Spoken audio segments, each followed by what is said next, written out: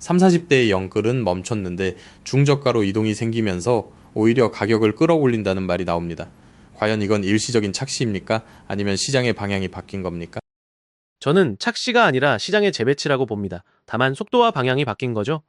영끌이 멈췄다는 건 레버리지의 총량이 줄었다는 뜻이고, 중저가로 이동한다는 건 남아있는 실수요의 구매력이 특정 구간에 집중됐다는 뜻입니다. 그러면 같은 서울 안에서도 강남은 내려가는데 강북이나 중저가 축은 올라가는 역양극화가 나타납니다. 이건 돈의 흐름이 바뀐 겁니다.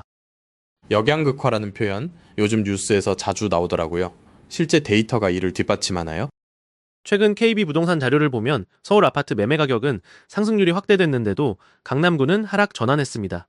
서울 전체가 상승인데 강남구는 마이너스를 기록한 겁니다. 예를 들어 강남구는 0.16 하락 전환했고, 성북구나 동대문구 같은 곳은 상승률이 두 자릿수까지는 아니어도 확실히 강세였습니다.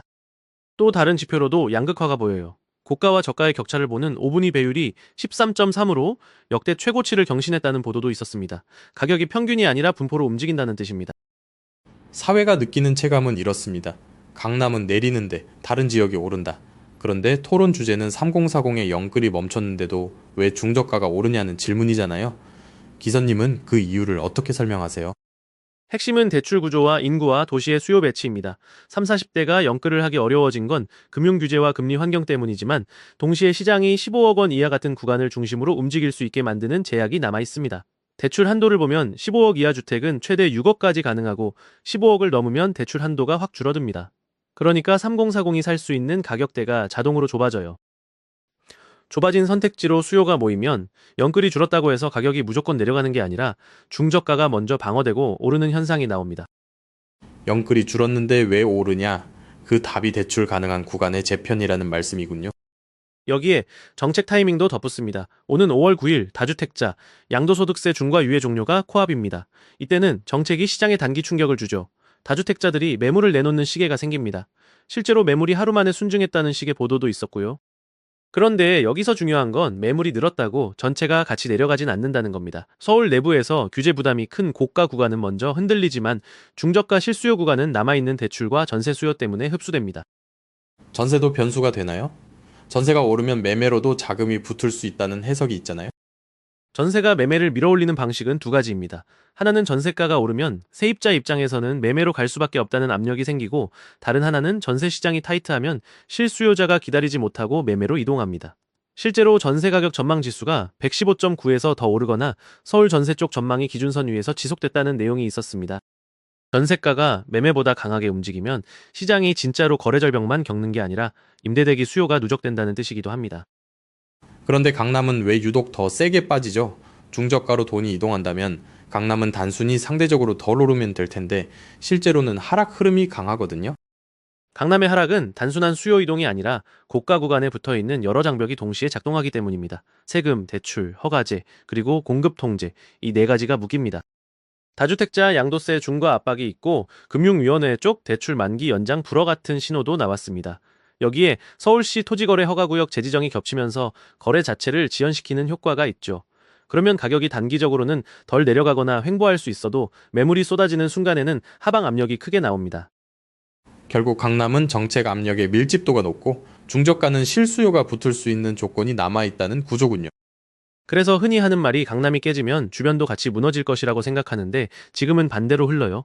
같은 서울인데 강남은 내려가고 성북이나 강서 같은 곳이 올라가는 역전된 지형도라는 표현이 나온 이유입니다. 풍선 효과가 작동하는 거죠. 문제를 해결하려고 특정 지역을 누르면 수요가 다른 지역으로 부풀어 오릅니다. 그래서 전체 가격이 한 방향으로 움직이기보다 구간별로 분리됩니다. 어떤 분들은 말해요. 영끌이 끝났는데도 오르면 결국 과열 아닌가, 거품 아닌가. 반대로 어떤 분들은 말해요. 이건 영끌이 아니라 실수요 이동이니까 건전하다고요. 기사님은 어느 쪽에 더 가깝습니까? 저는 두 가지를 동시에 봐야 한다고 생각합니다. 실수요 이동이 맞습니다. 그런데 그 실수요 이동이 중저가 구간의 가격을 끌어올릴 수밖에 없는 구조이기 때문에 거품처럼 보일 정도의 상승이 나올 수는 있어요. 다만 거품과 구조적 상승은 다릅니다. 거품은 기대가 과도하게 앞서서 레버리지로 부풀고 구조가 붕괴하면 같이 터집니다. 지금은 레버리지가 예전만큼 늘지 않기 때문에 터진다기보다 재배치가 반복됩니다. 강남에서 가격이 꺾이는 동안 중저가로 이동하며 분포가 재편되는 겁니다. 재배치가 반복된다. 이 말이 중요하네요. 그렇다면 시장의 중장기 그림은 어떻게 보세요? 저는 중장기적으로 도시 구조의 문제를 빼놓을 수 없다고 봅니다. 서울 안에서도 인구가 움직이고 산업과 일자리가 있는 곳으로 수요가 붙습니다. 그런데 동시에 지방에서는 빈집과 도시 축소, 인구 감소 같은 구조 문제가 계속됩니다. 지방 부동산 붕괴나 빈집 증가, 도시 축소는 장기 추세예요. 단기 가격이 오르내릴 수는 있지만 결국 인구가 떠나는 곳은 수요가 줄어들고 인구가 남는 곳은 가격이 버팁니다. 지금 서울 내부 양극화는 그 큰 흐름 위에서 정책 타이밍이 더해진 겁니다. 그러면 3040의 영끌이 멈췄는데도 중저가가 오르는 현상은 어떻게 정리할 수 있을까요? 영끌은 레버리지가 줄어들어도 대출을 일으켜 선택 가능한 가격대가 남아있으면 그 가격대로 수요가 모여서 중저가를 끌어올립니다. 그리고 강남은 고가 구간의 세금과 대출 제약이 더 강하게 걸리면서 하락 압력을 받습니다. 실제로 고가와 저가 격차가 더 벌어지고 있다는 데이터도 그걸 보여줍니다. 5분위 배율이 역대 최고라는 건 그 분포 변화가 확실하다는 뜻입니다. 듣고 보니 평균이 아니라 분포를 봐야 시장이 보이겠네요. 마지막으로 지금 중저가로 이동이 계속되면 영끌은 꺼졌는데도 결국 더 오르냐 아니면 꺾이냐 기사님은 어떻게 전망하십니까? 단기적으로는 정책 이벤트가 지나가는 구간에서 등락이 계속될 수 있습니다. 5월 9일 전후로 매물과 수요의 타이밍이 부딪히니까요.